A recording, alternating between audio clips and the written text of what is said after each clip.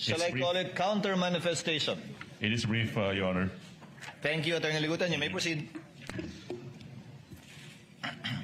A teacher, a lawyer, a rule on cross-examination, a Facebook post.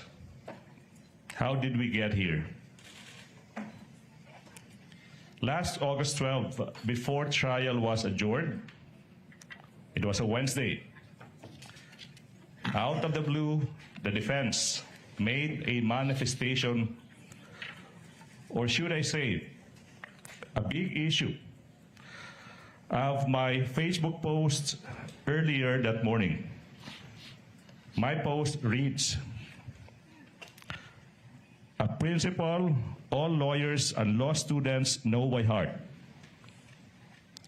Misleading questions are not allowed, even on cross-examination.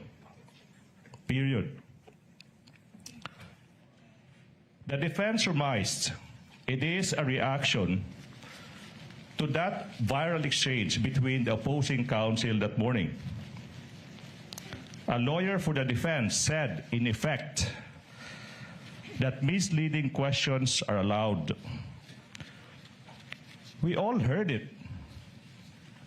It immediately caused an uproar on social media, especially in the legal community, where it is a well-entrenched rule that misleading questions are not allowed, even on cross-examination.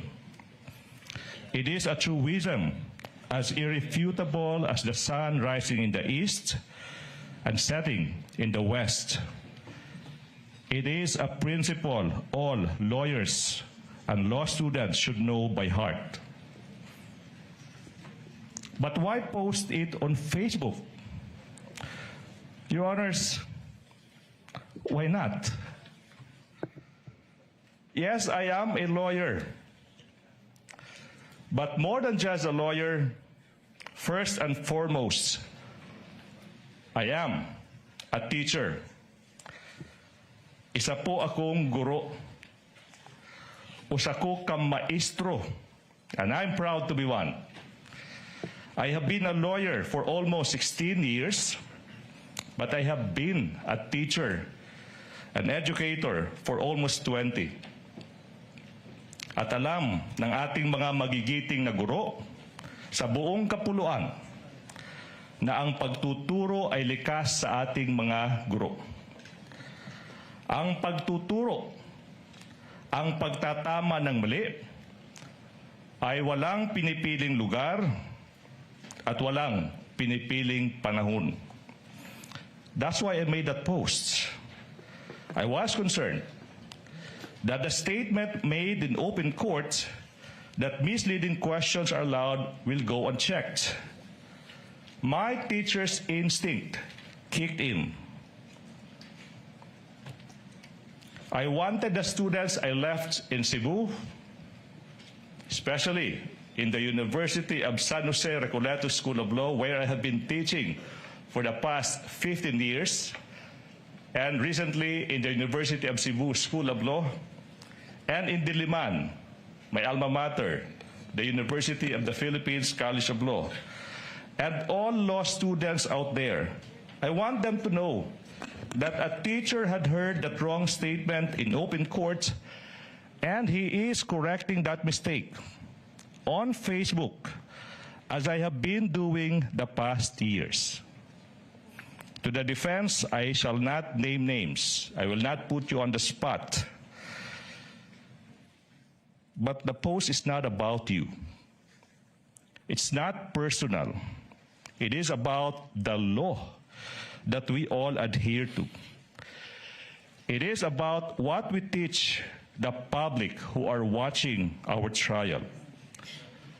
Correcting a mistake is never wrong. Doing it while a hearing is ongoing online does not make it not right. Ang pagtatama ng mali ay kailanman hindi ipinagbabawal kahit sa loob ng impeachment court ito.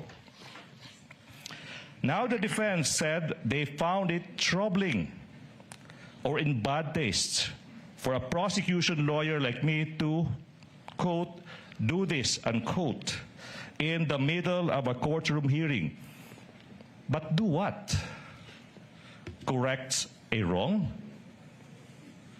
On the contrary, Your Honors, what is more troubling is for the defense not to admit their mistake and instead call out a lawyer, a teacher who just stated what is correct in his own time and in his own Facebook account.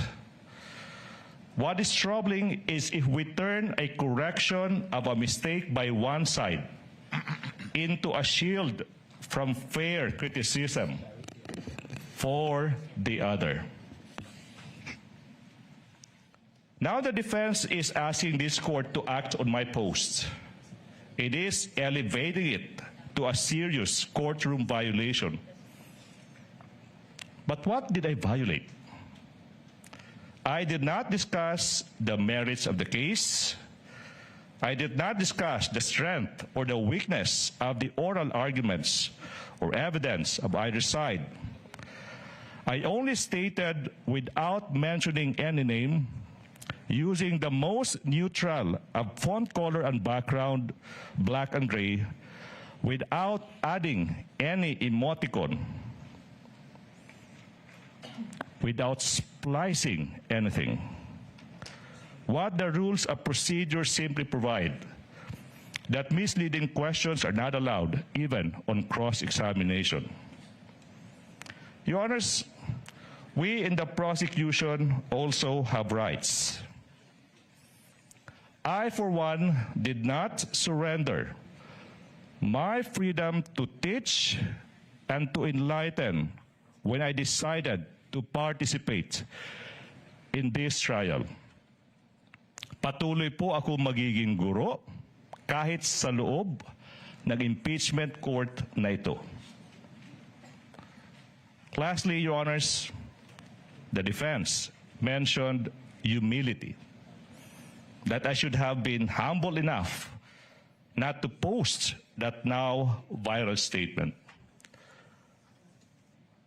Your Honors, being a provinciano from Leyte, Samar, and Cebu, and coming from a middle-income family born without a famous family name,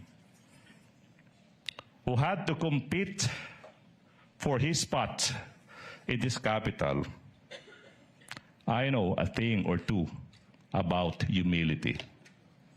The defense cannot lecture me on humility.